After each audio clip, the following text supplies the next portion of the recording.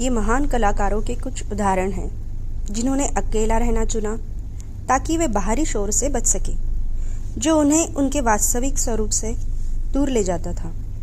Cal Newport इस बारे में कहते हैं कि कैसे सभी महान लेखक, कलाकार और अन्वेषक विकर्षणों से दूर रहते हैं ताकि वे भीतर की गहराई से जुड़ सके और सच्ची कलाकृति की रचना कर सके। विडंबना ये है कि जहाँ हमारी पीढ़ी एकांत को अकेलापन मानते हुए इससे बचने की और लज्जित महसूस करने की बात करती है, वही इतिहास में एक समय ऐसा भी था जब सभी महान लोगों ने आत्मोन्मुखी यात्रा करने के लिए एकांत की तलाश की। किसी समय पर एकांत हमारी भीतरी दुनिया की शांति को अनुभव करने के लिए एक विलासिता जैसी लगती थी। मैं पूरे दिल से मानती हूँ कि ये सब अचानक नहीं हो सकता। हमारे आसपास की व्यवस्था सावधानीपूर्वक और हमारे बुनियादी मानव स्वभाव के गहन विश्लेषण के बाद बनाई गई है। बतौर मनुष्य हम चाहते हैं कि अन्य मनुष्य सुरक्षित और संरक्षित महसूस करें। हमारे कार्य करने का यही तरीका है और सोशल मीडिया प्लेटफॉर्म समेत सभी बड़ी कंपनियां सत्यापन की हमारी आवश्यकता को केंद्र में रखने के लिए बनाई गई है ताकि वो हमें खुद के चक्र में उलझाकर रख सके। जॉर्जिया ओफिके का जीवन इस बात का प्रमाण है कि कैसे एकांत हमें अपनी उत्कृष्ट क्षमता तक पहुंचने में मदद करता है। अपने चारों ओर देखें तो आप पाएंगे कि जो लोग अपने लिए सीमाएं निर्धारित करके अपने लक्ष्यों, सपनों पर काम कर रहे हैं, उनके पास दोस्तों का कोई बड़ा समूह नहीं है। वे अकेले हैं, लेकिन इसलिए नहीं कि वे दुखी हैं या दयनीय हैं, बल्कि इसलिए क्योंकि उन्होंने शोर से दूर रहना चुना है। जो लोग पार्टी या किसी भी अन्य समारोह में जाने के लिए हमेशा तैयार रहते हैं या सोशल मीडिया पर स्क्रॉल करके अपना समय बर्बाद करते हैं, वो ऐसे लोग हैं जिनके पास कोई लक्ष्य नहीं है, जिनका किसी से वास्तविक संबंध नहीं होता है और उनका सारा समय इसी में व्यतीत होता है कि कौन क्या कर रहा है। ये सुनने में थोड़ा निर्णय परक लगता है, लेकिन बताइए अगर ये सच नहीं है। जो लोग काम करने के लिए तैयार रहते हैं, जो अपने भविष्य पर काम कर रहे हैं या रचनात्मकता में व्यस्त हैं, उनके पास अकेलापन महसूस करने का समय ही नहीं होता, बल्कि वो अकेले रहना चाहते हैं ताकि वे काम पर ध्यान दे सके। एकाग्रता नई किस्म की विलासिता बन गई है। ध्यान भटकने और आसानी से हेरफेर के लिए खुश रहने वाली इस पीढ़ी में ध्यान केंद्रित करना आसान नहीं है। अगर आपको लगता है कि मैं बढ़ा चढ़ा कर कह रही हूँ, तो एक बात बताइए, अधिकांश लोग आमतौर पर सोशल मीडिया और मोबाइल फ़ोन के आदी हो गए हैं। वे सब जानना चाहते हैं कि मोबाइल की लत से छुटकारा कैसे पाया जाए, और फिर अगले ही दिन या सप्ताह वे खुद को पोस्ट और वीडियो के अनंत सेलेब्स में तैरता पाते हैं, जिनमें आपको देने के लिए कुछ नहीं होता। क्यों और कैसे? आप खुद अपने मस्तिष्क के स्वामी हैं, और यदि आप सोशल मीडिया से छुटकारा पाना चाहते हैं तो ऐसा क्यों नहीं कर पा रहे? आपके पास दिमाग है और आप एकाग्र चित्त होना चाहते हैं, तो आप ऐसा क्यों नहीं कर पाते? ऐसा इसलिए लगता है क्योंकि अब आपके मस्तिष्क पर आपका नियंत्रण नहीं है, बल्कि आपका मस्तिष्क अब इन विशाल तकनीकी कंपनियों द्वारा एक उपकरण बन चुका है।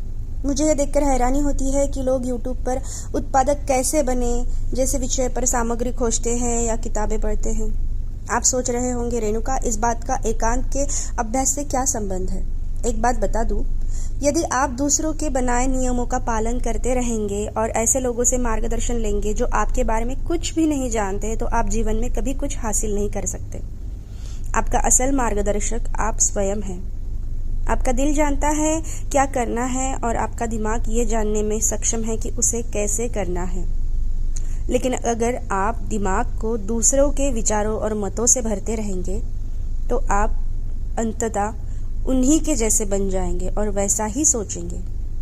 आप में विशिष्टता का रत्ती भर भी अंश नहीं होगा। अंततः उन लोगों की नकल बनकर रह जाएंगे जिनकी बात आप सोशल मीडिया और वास्तविक जीवन में सुनते हैं। इसलिए कहा जाता है आप उन 5 लोगों की औसत है जिनके साथ आप सबसे अधिक समय बिताते हैं। यह मेरा प्रश्न बहुत सरल है।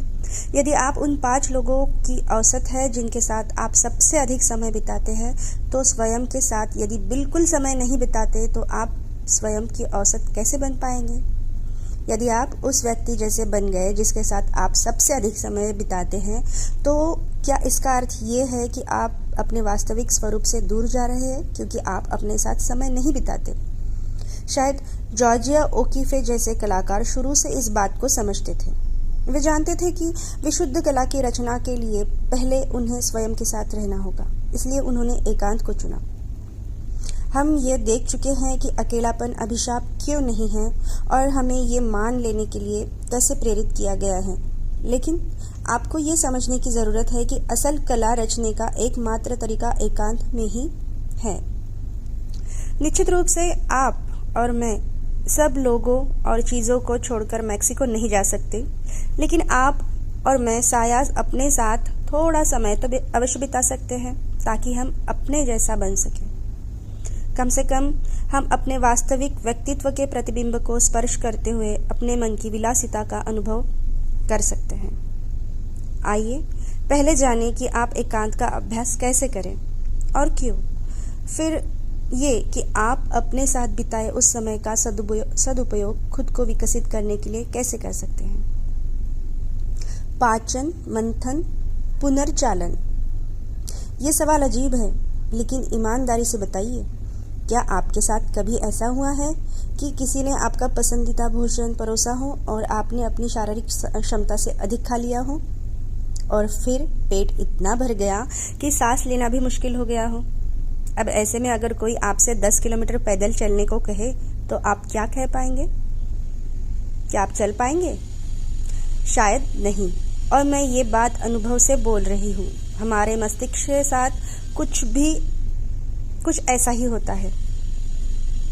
अत्यधिक खाने से आप थकान और सुस्ती महसूस करते हैं, और अगर आप जंक फूड खाते हैं तो कभी कभी उल्टी, पेट दर्द या फूड पॉइजनिंग भी हो जाती है। कुल मिलाकर ये स्पष्ट है कि आप जो खाएंगे वही बाहर आएगा। सरल शब्दों में, गंदगी अंदर जाएगी तो गंदगी बाहर। तो ये कहा जा सकता है कि हर रोज जंक फूड खाने से आपके स्वस्थ शरीर की उम्मीद आपको नहीं करनी चाहिए, है ना? आप ये भी समझते हैं कि आप 2 घंटे लगातार खाने के लिए अपने शरीर को विवश नहीं कर सकते। ये एक मूर्खतापूर्ण प्रश्न है, लेकिन मैं केवल ये देख रही हूँ कि हम लोग एक ही तरह सोच रहे हैं या नहीं। आप खाते हैं, आपका पेट भर जाता है और फिर आप अगले 4-5 घंटों तक नहीं खाते जब तक कि दोबारा भूख ना लगे, ठीक है ना? तो फिर आप अपने मस्तिष्क को कूड़ादान क्यों समझते हैं? आप ऐसी सामग्री जैसे सोशल मीडिया, वीडियो, किताबें, इनका लगातार उपभोग क्यों करते हैं, मानो आपका मस्तिष्क इसे लगातार ग्रहण कर सकता है? आप ये उम्मीद क्यों करते हैं कि आपका मस्तिष्क रचनात्मक ढंग से काम करेगा, जबकि इसमें इतना कचरा भरा हुआ है कि सीधे तरीके से सोचना भी आपकी क्षमता से परे लगता है? जिस तरह जंक फूड खाने से आपका शरीर स्वस्थ नहीं रह सकता, उसी तरह व्यर्थ सामग्री का सेवन करने से आप अधिक स्मार्ट नहीं बनेंगे। और जिस प्रकार आप अपने शरीर को लगातार भोजन नहीं देते, उसी तरह आप मस्तिष्क को भी हर समय सूचना और ज्ञान नहीं दे सकते, अन्यथा ये आपके मानसिक क्षमता के हर हिस्से का उपयोग करेगा और उसे सुस्त बना देगा। मैं जानती हूँ कि इसे सरल कैसे बनाया जाए, लेकिन आपका दिमाग आपको वही देगा जो आप उसे देंगे। कचरा अंदर, कचरा बाहर। मस्तिष्क को लगातार कुछ देते रहने से अंततः आपकी बुनियादी मानसिक क्षमता नष्ट हो जाएगी। जिस प्रकार शरीर को भोजन पचाने के लिए समय चाहिए, उसी प्रकार मस्तिष्क को भी सूचना और ज्ञान को पचाने के लिए समय की आवश्यकता होती है। सचेत एकांत वो अवधि है जब आप अकेले बैठते हैं, ताकि आपने जो कुछ मस्तिष्क को परोसा है वो बिना किसी परेशानी या शोर के उसे पचा सके। सब तरफ इतनी अधिक सूचना सामग्री है, इतनी सलाह, इतनी तरकीबें हैं और इतने सारे लोग और उनकी अलग अलग सोच, उनके मत एवं धारणाएं हैं कि यदि आप इस पर रोक न लगाए तो आप इस विशाल समुद्र में डूब जाएंगे। हम लगातार बाहरी दुनिया से जानकारी प्राप्त कर रहे हैं, लेकिन हम कभी अपने मस्तिष्क को आराम नहीं देते। कि हमने जो खाया है उसे पचाया जा सके। हम इतनी अधिक सूचना, मत और डेटा से घिरे हुए हैं कि हमें ये तक नहीं पता लगता कि हमारे दिमाग में क्या प्रवेश कर रहा है। हम किसी भी दमदार बात का प्रभावी तरीके से कही गई बात को सुनकर बिना दिमाग का इस्तेमाल किए उस पर विश्वास कर लेते हैं। इससे कोई फर्क नहीं पड़ता कि सामग्री सकारात्मक है या नकारात्मक। महत्वपूर्ण ये है कि आपने सोचना ही छोड़ दिया है। यूट्यूबर, पॉडकास्टर, लेखक या सोशल मीडिया को प्रभावित करने वाले भी सामान्य लोग हैं, भगवान तो नहीं ना। इसलिए ये आवश्यक नहीं है कि वे जो कह रहे हैं वो आपके लिए सही या उपयुक्त हो। आपके लिए जो बात महत्व नहीं रखती उसे छोड़ दीजिए। सामग्री का केवल उपभोग करके ये मत कहते रहिए, वाह क्या वीडियो है, वाह क्या पॉडकास्ट है। किसी भी सलाह या विचार को दिमाग में बिठाने से पहले उस पर गहराई से विचार करें। यदि आप अपने दिमाग को अकेला नहीं छोड़ते और इसे लगातार कचरे और दूसरे लोगों के मत से भरते रहते हैं तो आप बाह्य संसार के संग्रह के अलावा कुछ नहीं रह जाएंगे। आपके अंदर भी एक दुनिया है, आपको जिसकी यात्रा और अन्वेषण करने की आवश्यकता है। आपके मस्तिष्क में एक अनोखी विचार प्रक्रिया होती है जिस पर आपको ध्यान देना चाहिए। मुझे बताइए, अगर आप अपने भीतर की आवाज़ सुनने के लिए कभी अकेले नहीं बैठेंगे तो आपको कैसा पता चलेगा कि आपके अंदर क्या चल रहा है? आप जब अकेले और दुनिया से अलग होते हैं तो आपके मन में आने वाले विचार ही ये दर्शाते हैं कि आप कौन हैं, आपके लिए क्या महत्वपूर्ण है और आपकी विचार प्रक्रिया कैसी है। अकेले बैठना कठिन है, मुझे पता है, खासतौर उनके लिए जिन्हें मूर्खता भरे टिकटॉक वीडियो पर जिनका क्षण बर्बाद करना या हंसने का अभ्यास करना ये बेमतलब का लगता है। आपने अपने दिमाग को सस्ते मनोरंजन पर जीने के लिए प्रशिक्षित कर दिया है। आपने अपने दिमाग को सुन्न करने के लिए प्रशिक्षित कर लिया है, क्योंकि आप सोशल मीडिया पर स्क्रॉल करने में 2 घंटे बर्बाद कर देते हैं। जब आप अपने मोबाइल स्क्रीन को 2 घंटे तक देखते हैं तो आपको थकान नहीं महसूस होती, लेकिन जब बात पढ़ाई, नई चीज़ें सीखने की या काम करने की होती है तो आपको थकान महसूस होने लगती है। तब आप विचलित हो जाते हैं। ऐसा क्यों होता है? ऐसा इसलिए क्योंकि चीज़ें इसी तरह बनाई गई है। आपको सोशल मीडिया पर चल रहे मूर्खतापूर्ण चुटकुलों पर हंसना या ट्रेंड कर रहे वीडियो में खो जाने के लिए एकाग्र चित्त होने की आवश्यकता नहीं है। इसलिए सोशल मीडिया का आनंद लेना आसान है। यही कारण है कि आपकी मानसिक मांसपेशियां कमज़ोर होती जा रही है। आप और मैं हर दिन एकाग्र न रहने का अभ्यास कर रहे हैं। इसे दोबारा पढ़ें। मैं केवल इतना कह सकती हूँ कि शुरुआत में अकेले बैठना कठिन लगता है, लेकिन ये समय की मांग है। आप जो भी खाते हैं उसे पचाने के लिए आपको मस्तिष्क को समय देना होगा। जो महत्वपूर्ण है उस पर विचार कीजिए और जो व्यर्थ है उसे हटा दीजिए, ताकि आपके मस्तिष्क को दोबारा भोजन के लिए पर्याप्त खाली जगह मिल सके। आपको अपने दिमाग को रिसेट करने के लिए समय चाहिए और अद्वितीय, कलात्मक तथा अनूठी दुनिया बनाने के लिए कुछ समय मस्तिष्क को अकेले छोड़ना होगा। आपको एकांत में रहने का विकल्प चुनना होगा, अपनी संगति से मिलने वाली स्वतंत्रता को महसूस करना होगा और अपने दिमाग को बाहरी दुनिया के शोर से थोड़ा आराम देना होगा। अन्यथा, जैसा कि मैंने पहले कहा, आप अपने परिवेश के औसत व्यक्ति बनकर रह जाएंगे। अपने साथ बिताया समय आपको कूड़ा कचरा छानने, अपना मत स्थापित करने, विचारों का विश्लेषण करने और अपनी मान्यताओं का अध्ययन करने में मदद करेगा। सरल शब्दों में, प्रतिदिन अपने मस्तिष्क को डिटॉक्स कीजिए। उबने की कला। जब मैं बतौर लेखक अपनी यात्रा शुरू कर रही थी तो मैं प्रसिद्ध लेखकों के साक्षात्कार देखती थी और पढ़ती थी। इन सब में एक बात समान थी। सभी ने कहा था कि उनके मस्तिष्क में उत्कृष्ट विचार ऐसे समय पर आते हैं जब वे उनकी तलाश नहीं कर रहे होते या खाली बैठे होते हैं। ये सिर्फ लेखकों की ही बात नहीं है। अगर आप किसी भी रचनात्मक या कलात्मक व्यक्ति से पूछेंगे तो आपको यही जवाब मिलेगा। ये तब तक असंभव था जब तक मेरे साथ ऐसा नहीं हुआ। हम हमेशा व्यस्त रहते हैं, एक के बाद दूसरा काम, एक के बाद एक ईमेल, एक के बाद एक वीडियो, एक के बाद एक विचार। ये चक्र कभी खत्म नहीं होता। हम कभी रुक कर इस पर विचार नहीं करते कि हम क्या बन रहे हैं, हम क्या खो रहे हैं, हम क्या सोच रहे हैं, या हमारी विचार प्रक्रिया कैसी है। आप क्या कह रहे हैं जब आप वीडियोस सोचे बिना बाहर से जानकारी लेते जाते हैं, तो आप अंततः आपका कर्म और विचार परिवेश के जैसा बन जाते हैं। फिर आप ये शिकायत करते हैं कि आपके विचार रचनात्मक नहीं हैं।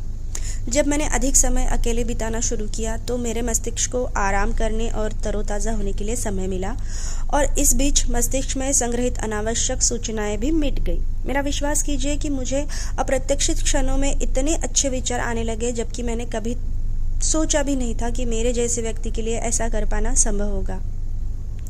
मैं सोचती थी कि मैं मूर्ख हूँ। शांत मन में भारयुक्त मस्तिष्क की तुलना में अधिक विचार उत्पन्न होते हैं। ये मस्तिष्क इतना भरा होता है कि बाहर आ सकता है। यदि आप अपने मस्तिष्क को हर समय कुछ न कुछ परोसते रहते हैं तो आप तय मानिए कि उस जानकारी को पचाने के लिए मस्तिष्क में कोई जगह नहीं बचती। ये सिद्ध है कि आपके मस्तिष्क को उस जानकारी को संश्लेषित करने के लिए समय चाहिए, और जब बीच में कोई अंतराल नहीं मिलता तो मस्तिष्क में गड़बड़ी पैदा होने लगती है। यही कारण है कि कुछ लोग हर समय थकान महसूस करते हैं, वे ध्यान केंद्रित नहीं कर पाते हैं और रचनात्मकता उनकी पहुंच से दूर हो जाती है। तनाव उत्पन्न करने वाले कारणों और कार्यों की सूची से भरी इस दुनिया में कुछ न करने के लिए भी समय निकालना कठिन हो जाता है। यही सबसे बड़ा कारण है कि आपको कुछ न करने के लिए थोड़ा समय अवश्य निकालना चाहिए। एलिजाबेथ गिलबर्ट ने अपनी किताब ईट प्रे लव में एक इतालवी अवधारणा डोल्वे फर नियंते बताई है, जिसका अर्थ कुछ न करने का सुख होता है। कुछ न करने का अर्थ है बिल्कुल ही कुछ न करना। कोई मोबाइल या सोशल मीडिया नहीं, कोई किताब या गपशप नहीं, बिना किसी उद्देश्य के इस क्षण में केवल आप हो। इसका अर्थ है अपनी गति को धीमा होना, अपने दिमाग को अन्य दिशाओं में उलझाए बिना और केवल अपने साथ बने रहना।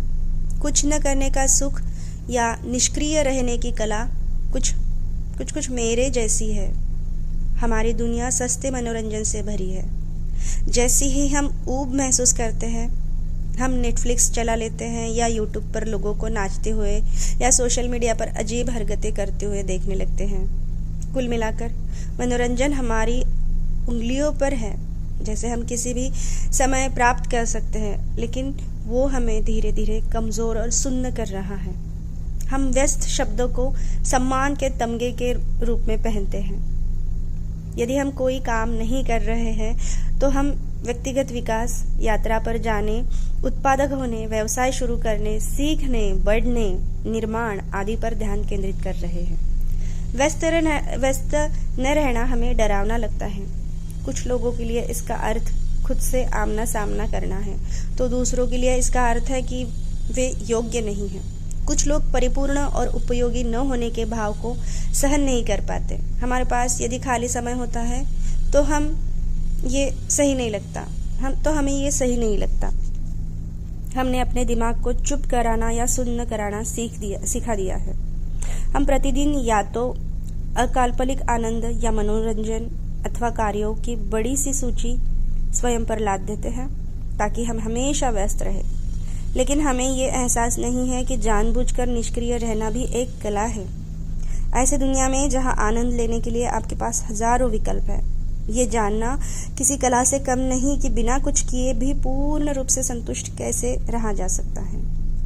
जब आप सचेत रूप से कुछ न करने का निर्णय लेते हैं तो अनावश्यक सामग्री पर पूर्ण विराम लग जाता है और न केवल दिमाग को आराम मिलता है, बल्कि इससे आप आत्मनियंत्रण का अभ्यास करना भी सीखते हैं। अधिकांश लोग अपने पुराने दोस्तों के पास लौट जाते हैं क्योंकि वे जीवन में मजा न होने की कल्पना भी नहीं कर पाते। लोग ऊब महसूस करते हैं, इसलिए वो दूसरों से कुछ भी स्वीकार कर लेते हैं। लेकिन क्यों? निष्क्रिय रहना ध्यान का एक रूप है। आपने कुछ नहीं किया, आप अपने साथ अकेले बैठे हैं। एकमात्र शर्त यह है कि आप अपने मनोभाव के प्रति जागरूक रहें, अपने दिमाग को नकारात्मक सोच या विध्वंसकारी विचारों की ओर न मुड़ने दें। अपने मन को नियंत्रित करना सीखें, इससे दूसरों के साथ रहने की इच्छा भी नियंत्रित होती है। आप सस्ते मनोरंजन की इच्छा पर नियंत्रण रखना सीख जाते हैं। अल्पकालिक सुख का त्याग करना सीखिए, इससे आत्म संयम भी विकसित होता है। आप कलाकार की भांति ऊबना सीखते हैं, फिर आपका दिमाग आपको अद्भुत और रचनात्मक विचारों से पुरस्कृत करता है, ऐसे विचार जिनकी आपने कभी उम्मीद की नहीं थी।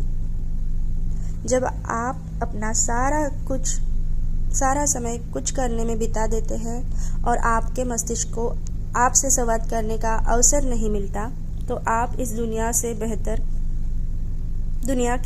से बाहर के विचार प्राप्त नहीं कर सकते।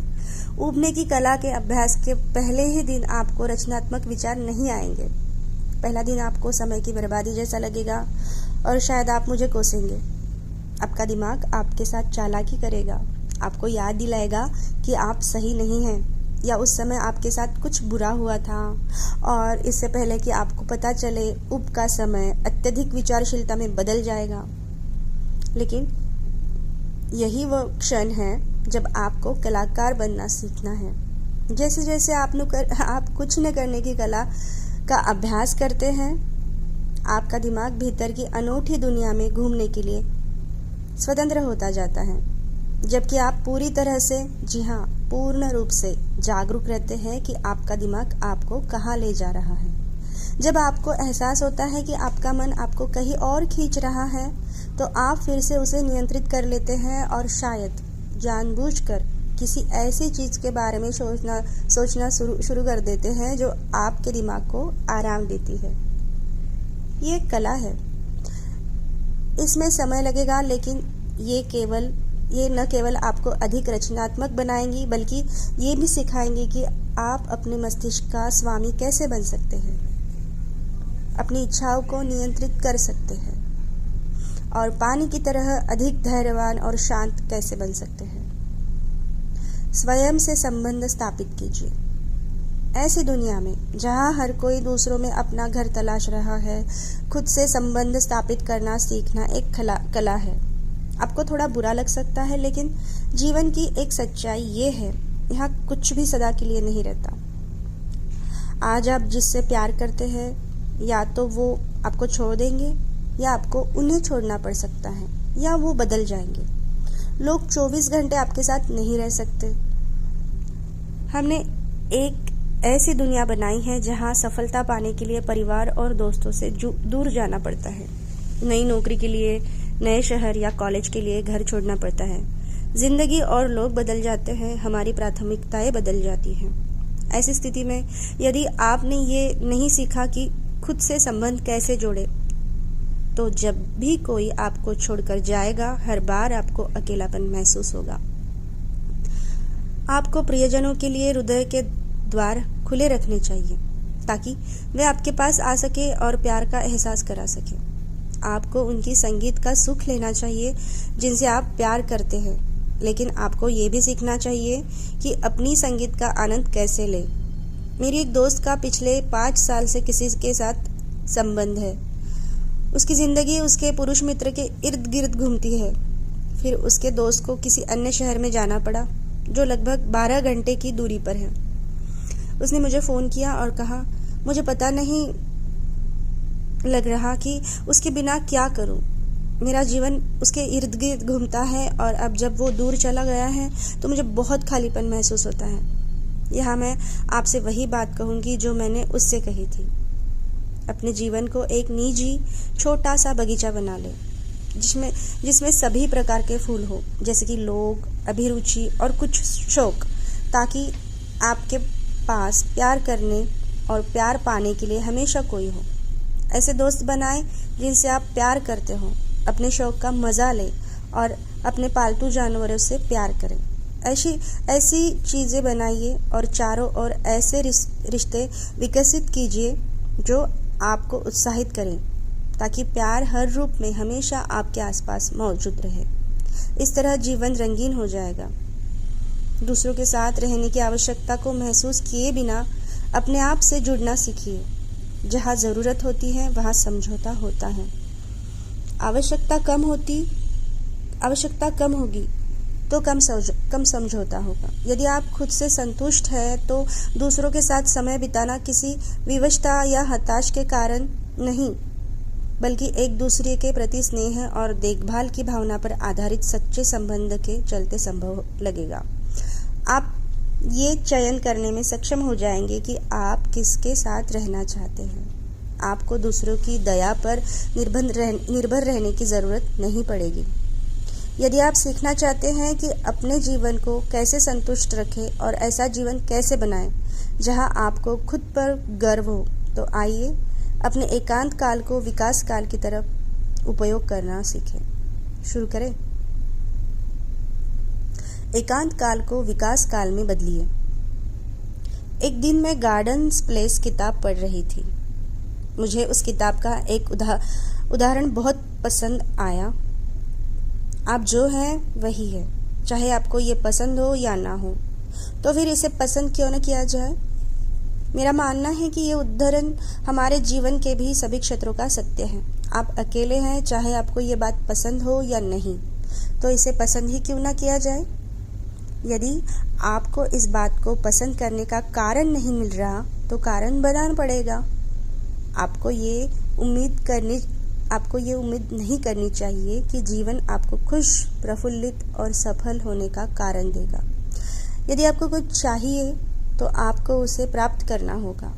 मैं कॉलेज के बाद जब अपने घर वापस आई तो मुझे कुछ भी नहीं पता था। मैं नहीं जानती थी कि मेरा असल शौक क्या है और मैं इससे आजीविका कैसे कमा सकती हूँ। मैं अकेली थी, लेकिन किसी विशिष्ट कौशल के बिना भी कुछ हासिल करने की इच्छुक थी।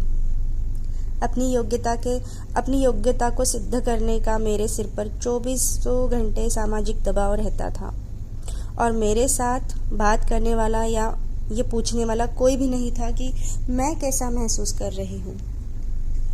उन कुछ हफ्तों के दौरान मुझे खुद पर संदेह होता था और दया भी आती थी।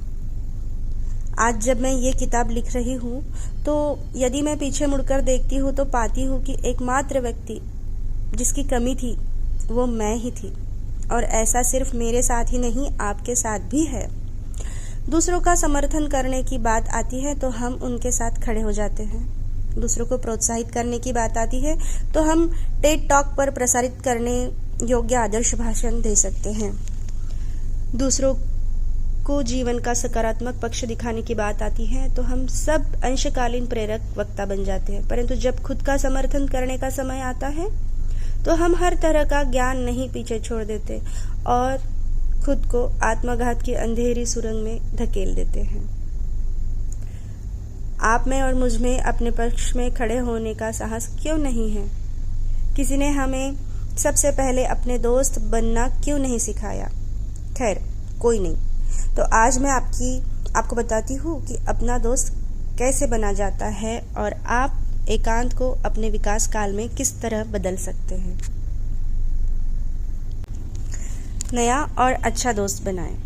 मेरी उम्र 20 साल है और समाज द्वारा निर्धारित मानकों के अनुसार मुझे सारी चिंता छोड़कर सिर्फ मौज मस्ती करनी चाहिए, डेट पर जाना चाहिए, पूरी रात उन गानों पर नाचना चाहिए जो मुझे समझ में नहीं आते, और फिर मुझे इसे जीवन कहना चाहिए। लेकिन मुझे इसमें से कुछ नहीं चाहिए। मैं अलग किस्म की हूँ। मैं सफल होना चाहती हूँ और चाहती हूँ कि मेरे पास वो सब हो जो मुझे चाहिए, और मैं पैसा कमाना चाहती हूँ, लेकिन साथ ही मैं स्कॉटलैंड के किसी गांव में धीमी गति का जीवन जीने की इच्छुक भी हूँ। हालांकि जैसा मैंने कहा, सफलता का मार्ग सुनसान होता है और आप या तो प्रतिदिन अपने दोस्तों के साथ घूम सकते हैं या अपने लक्ष्यों को प्राप्त करने के लिए काम कर सकते हैं। हो सकता है आपके दोस्तों के लक्ष्य आपके जैसे न हो। जब आप पढ़ना चाहते हैं तो वो मौज मस्ती करना चाहते हो। ऐसे में आपको चुनना है कि आपको क्या करना है। स्पष्ट कहूँ तो अपने घर वापस आने के बाद मेरे पास अधिक विकल्प नहीं थे, इसलिए जाहिर है मैंने दूसरा विकल्प चुना। मैंने खुद को अपने लक्ष्यों के प्रति समर्पित करने और अपने सपनों के लिए जीने का फैसला किया। मैंने अपनी काल्पनिक दुनिया को हकीकत में बदलने का निश्चय कर लिया था। मैंने एक ऐसे व्यक्ति से दोस्ती करने का फैसला किया जो मेरी इच्छा होने तक मेरे साथ चलेगा। ऐसा दोस्त जो मुझे मेरे लक्ष्यों के और करीब पहुंचने में मदद करेगा। वो दोस्त जो मुझे प्रतिदिन महत्वपूर्ण और आत्मविश्वासी महसूस कराएगा।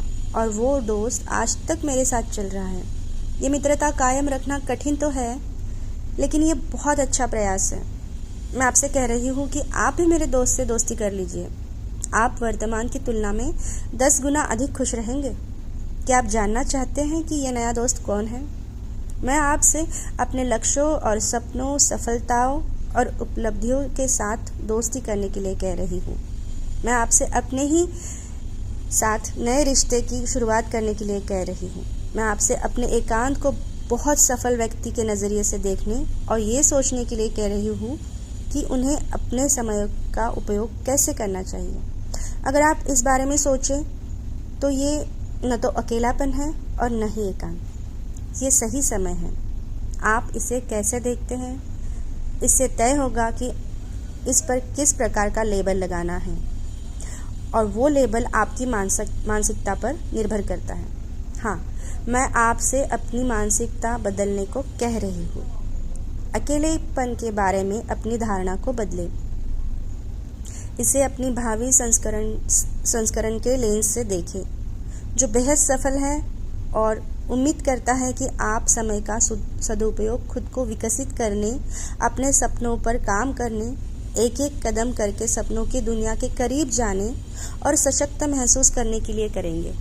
आप सोचिए कि आप उस एकांत समय में क्या कर सकते हैं। यह सचमुच बहुत सरल है। मैंने जैसा कि अध्याय की शुरुआत में कहा, अकेला रहना अब आपकी वास्तविकता है। तो क्यों न इसे किसी ऐसी चीज़ में बदल दिया जाए जहां आपको आपका अकेलापन अच्छा लगने लगे। इसे किसी ऐसी चीज़ में क्यों न बदले जहां अकेला रहना एक अवसर, विलासिता और जीवन शैली की तरह महसूस हो, जो काम को बेहतर बनाने में मदद करे। हाँ, मैं आपसे सफलता से दोस्ती करने को कह रही हूँ। मैं ये कह रही हूँ कि सपने को अपना सबसे अच्छा दोस्त बनाइए। अपने इस नए दोस्त के साथ आत्म सुधार की शुरुआत कीजिए। अपने लक्ष्यों की ओर बढ़ते हर कदम के साथ हर छोटी उपलब्धि आपकी सूची में एक नई स्मृति जोड़ने का काम करेगी। ये सब आपको प्रेरणादायक लग सकता है, लेकिन वापस वही सवाल आता है कि कैसे? आपको कैसे और कहाँ से शुरुआत करनी चाहिए?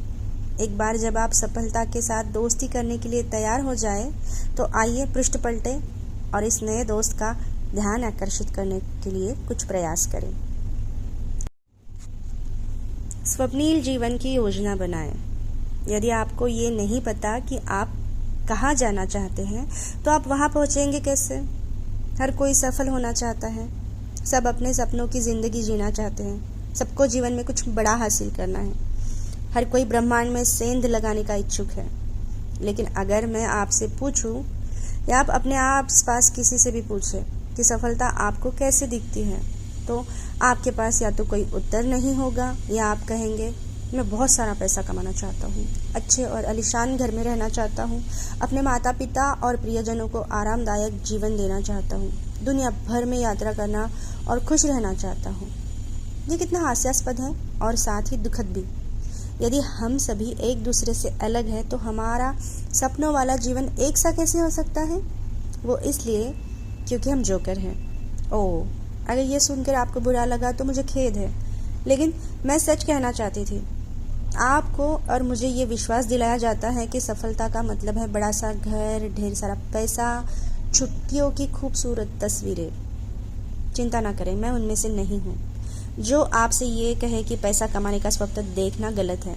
नहीं प्रिय, मुझे भी पैसे से ही प्यार है, परंतु समस्या ये है कि आप और मैं जोकरों की तरह व्यवहार कर रहे हैं। हम हर उस बात का पालन कर रहे हैं जो सत्ता में बैठे लोग हमसे कराना चाहते हैं। हम सोचते हैं कि यदि हमारे पास वो सब नहीं है जो आपके पास है, जो सबके पास है, तो हम कहीं पीछे रह गए हैं और हमारा अगला लक्ष्य वो नया चैनल बैग इटली की यात्रा, एफिल टावर, इन सब के सामने आपको प्रपोज करने वाला कोई सुंदर साथी, दूसरे बच्चों से अधिक बुद्धिमान बच्चा प्राप्त करना, इस तरह की और बहुत सी व्यर्थ बातें हमारे लिए महत्वपूर्ण हो जाती हैं। समस्या ये नहीं है कि हम कुछ पाना चाहते हैं, समस्या ये है कि हम वो पाना चाहते हैं जो हर दूसरे के पास है, ताकि हम गरीब, मूर्ख या विचित्र न दिखें। समस्या ये है कि हम अपने जीवन को उन सस्ते सपनों और भौतिकतावादी गंदगी का संग्रह बनाने में लगे हैं, जिनकी हर कोई कल्पना करता है और जो सबके पास है। समस्या ये है कि हम खुद से नहीं पूछते कि हम जीवन में क्या चाहते हैं। हम आसपास सफल लोगों की नकल करने की कोशिश करते हैं ताकि हम भी सफल दिख सके। मेरी नज़र में ये एक अच्छी तरह की निर्मित प्रणाली है जिसने हमसे सोचने की हमारी बुनियादी क्षमता ही छीन ली है। यदि आपको इसका प्रमाण चाहिए तो देखिए, आप कहते हैं कि आप सफल होने के लिए बहुत पैसा कमाना चाहते हैं। अच्छी बात है। अपने साथ शांति स्थापित करने के लिए आपको कितना पैसा लगेगा? खुद को सफल कहने के लिए कितना धन पर्याप्त होगा? क्या आपके पास उस लक्ष्य के 1% करीब भी पहुंचने की कोई योजना है? अगर आप 1 लाख रुपए प्रति माह कमाने का सपना देख रहे हैं तो क्या आपके पास 10,000 रुपये कमाने के लिए कोई योजना है? या आपको ऐसा लगता है कि किसी दिन जादुई तरीके से आप 0 से 1 लाख तक की छलांग लगा देंगे? और यदि आपका इस जादू में विश्वास है तो क्या आपके पास इस जादू को वास्तविकता में बदलने के लिए कोई तरकीब है? मान लीजिए आप एक संत हैं और आपका लक्ष्य पैसा कमाना नहीं है, बल्कि जीवन में सौहार्द और मानसिक शांति विकसित करना है। ये अच्छी बात है। आप मानसिक स्थिरता के लिए क्या करते हैं? क्या आप ध्यान करते हैं? कितनी देर? क्या आप कभी कभार केवल अपने मस्तिष्क को इस बात के लिए कोसने के उद्देश्य से ध्यान करते हैं कि उसने आपके ऊपर हजारों विचार लाद दिए हैं? या आप किसी निश्चित मंत्र नियम का पालन करते हुए प्रतिदिन एक निश्चित समय पर ध्यान करते हैं? क्या आप कुछ लिखते हैं? या आप इस बारे में सिर्फ सोचते रहते हैं कि आपका जीवन अव्यवस्थित क्यों है?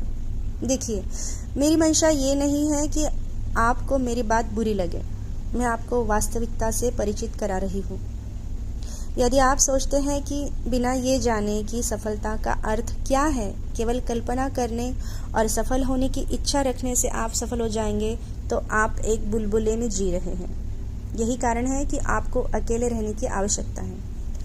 भले ही आपके साथ कुछ अच्छे लोग हो और आपका जीवन खुशहाल और प्रसन्नता से भरा हुआ हो, तो भी आपको प्रतिदिन अकेले रहने के लिए कुछ समय अवश्य निकालना चाहिए, ताकि आप किसी से प्रभावित हुए बिना स्वतंत्र रूप से सोच सकें।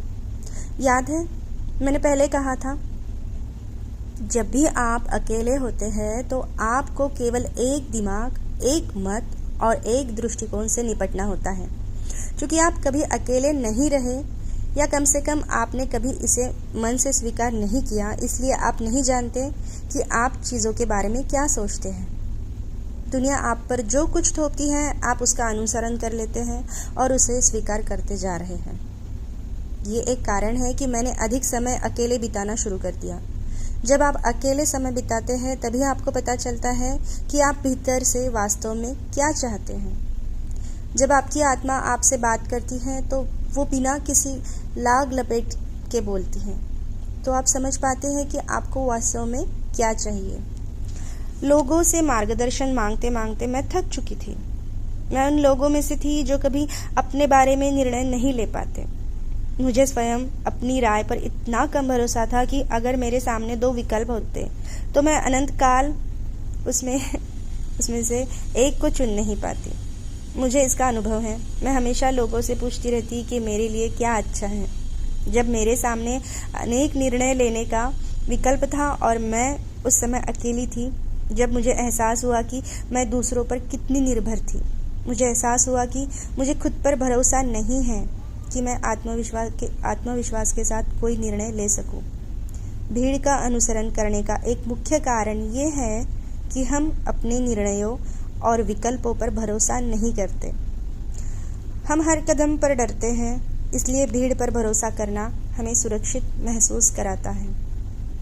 हम नई राह पर चलना इसलिए नहीं चुन पाते क्योंकि वहाँ भीड़ कम है, या कहो तो वहाँ अकेलापन सा लगता है। लेकिन बस अब बहुत हुआ।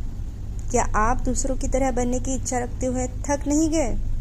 क्या आप सुंदर दिखने की उस होड़ में दौड़ते हुए थक नहीं चुके, जहाँ सुंदरता की अस्पष्ट किंतु सबके लिए लगभग एक सी ही परिभाषा है? क्या दैनिक जीवन में बिना आनंद महसूस किए आप सफलता प्राप्ति का प्रयास करते करते थक नहीं गए? सबसे महत्वपूर्ण बात यह है कि क्या आपको इस बात का डर नहीं कि आपका पूरा जीवन वही करने में नष्ट हो जाएगा जो दूसरे करते हैं, और अंत में आपको ये महसूस होगा कि आप वास्तव में जिए ही नहीं और आपने कभी वो किया ही नहीं जो आपको करना था, आप जो करना चाहते थे। यदि आप इस किताब से केवल एक बात अपने साथ ले जाना चाहते हैं तो याद रखें, हर चीज़ की अपनी परिभाषा तय करना सीखें। अपने जीवन को उन चीज़ों की इच्छा सूची न बनाएं जो आपके विचार से सबके पास है। अपनी परिभाषाएं तय करें। जब आप ये नहीं जानते कि आपको क्या चाहिए तो आपको सब तरह की चमकने वाली और दिखावटी चीज़ें पसंद आने लगती हैं। भगवान इतने दयालु हैं कि उन्होंने हम सबको अपना व्यक्तिगत मस्तिष्क दिया है, फिर भी हम यहाँ तक पहुँच गए। हमने अपने दिमाग का प्रयोग करना ही बंद कर दिया और हम आंखें मूंद कर सब वही कर रहे हैं जिसकी अपेक्षा दुनिया हमसे करती है, और फिर हमें आश्चर्य होता है कि जब मेरे पास वो सब है जिसे मैंने चाहा था, तब भी मैं खुश क्यों नहीं। शायद मुझे कृतज्ञता की एक सूची बनानी चाहिए जिससे मैं खुद को मिले हर आशीर्वाद के लिए आभार व्यक्त कर सकूं और खुद को यह याद दिलाती रहूं कि मैं कितनी भाग्यशाली हूं। प्रिय, अब अपने मस्तिष्क बटन फिर से चालू करने का समय आ गया है ताकि आपके भीतर की रोशनी आपका मार्गदर्शन कर सके। और हम ये कैसे करेंगे? ये काफ़ी सरल है। हमने जिस तरह समाज के नियमों और निश्चित परिभाषाओं का पालन करने का अभ्यास किया है, अब हर चीज़ के लिए अपने नियम और परिभाषाएं बनाना सीखेंगे। ये बहुत विडंबनापूर्व है कि लोग हर वस्तु में व्यक्तिगत स्पर्श देने का प्रयास करते हैं, यहाँ तक कि कॉफ़ी मग पर भी लेकिन वो अपने जीवन के बारे में भूल जाते हैं। देर आए दुरुस्त आए, है ना? कुछ दिन पहले मैंने अपने इंस्टाग्राम अकाउंट पर आपके रोज़ के जीवन में खुशी तलाशने को लेकर एक पोस्ट साझा किया था। उस पर किसी ने कमेंट किया, मुझे अब भी समझ नहीं आ रहा कि मैं खुशी पाने के लिए क्या करूं। इससे पता चलता है कि हम खुद से कितने दूर हो गए हैं। लोगों की तलाश करने की दौड़ में हमने खुद को खो दिया है। यदि आप मुझसे उम्मीद कर रहे हैं कि मैं आपको आपकी खुशी या सफलता पाने के लिए कुछ तरकीब या तकनीक बताऊंगी तो मुझे खेद है। आप इस किताब को यही पढ़ना छोड़ सकते हैं। मैं आपको ये नहीं बता सकती कि आपको क्या करना है। मैं नहीं जानती कि आप कौन हैं, आपका इतिहास क्या है, किस चीज़ से आपको उत्तेजना होती है, किस चीज़ से आपके शरीर में खुशी की लहर दौड़ जाती है। मुझे कुछ भी पता नहीं है, किसी को नहीं पता। यदि मैं आपको कुछ युक्तियाँ बता भी दूँ तो शायद आप इस किताब को ऑनलाइन अच्छी रेटिंग देंगे और भीतर से प्रेरित भी महसूस करेंगे, लेकिन कुछ दिनों बाद आप इस बारे में सब भूल जाएंगे। क्यों? क्योंकि ये आपके भीतर से नहीं आया है, इसलिए ये आपके जीवन का हिस्सा नहीं बन पाएगा। आपको स्वयं बैठकर चीज़ों को परिभाषित करना होगा। क्या आप खुश होना चाहते हैं? बहुत बढ़िया। आपके लिए खुशी का अर्थ क्या है? गहराई से समझें और उन चीज़ों का पता लगाइए जो आपको खुश करती है, और सोचें कि आप अपने दैनिक जीवन में थोड़ी सी खुशी की खुराक कैसे जोड़ सकते हैं। अपनी खुशी को YouTube या किसी किताब में न ढूंढें, इसे अपने हृदय में खोजें। क्या आप सफल होना चाहते हैं? अच्छी बात है। अब अपने आप से पूछिए कि सफलता आपके लिए क्या मायने रखती है। आपकी सफलता की परिभाषा क्या है और आप सफल जीवन जीने की कल्पना कैसे करते हैं? क्या आप व्यावसायिक रूप से सफल हैं या आप अपने जीवन में सभी क्षेत्रों में सफलता चाहते हैं? अपनी सफलता की परिभाषा को अपना मार्गदर्शक बनाइए। आप किसी और के पदचिन्हों पर चलकर अपने जीवन को सृजन नहीं कर सकते। आपका जीवन आपकी निधि है। आपका जीवन आपके अपने हाथों में है। आपको यह दायित्व संभालना है और अपने लिए हर चीज़ को परिभाषित करना शुरू करना है। दास की तरह जीना बहुत हो चुका, जो आँख मूंद कर हर बात को मानता जाता है। हो सकता है आप इस दुनिया के वास्तविक राजा रानी न हो, लेकिन आपका जीवन आपके कार्यों पर निर्भर करता है। इसलिए अपना व्यवहार ऐसा रखें जैसे कि आप इसके स्वामी हैं। अपनी निर्णय खुद लीजिए। हर चीज़ की अपनी परिभाषा बनाइए। समाज से कुछ भी स्वीकार करने से पहले सोचिए। उस मस्तिष्क का प्रयोग कीजिए जो ईश्वर ने आपको दिया है। अपने अंदर झांकिए, क्योंकि वहीं से सच्चा मार्गदर्शन मिलेगा। समय आ गया है कि आप अपने जीवन के स्वामी बने। समय आ गया है कि आप अपने जीवन को अपना निजी स्पर्श प्रदान करें, और इसका आरंभ अभी से होता है।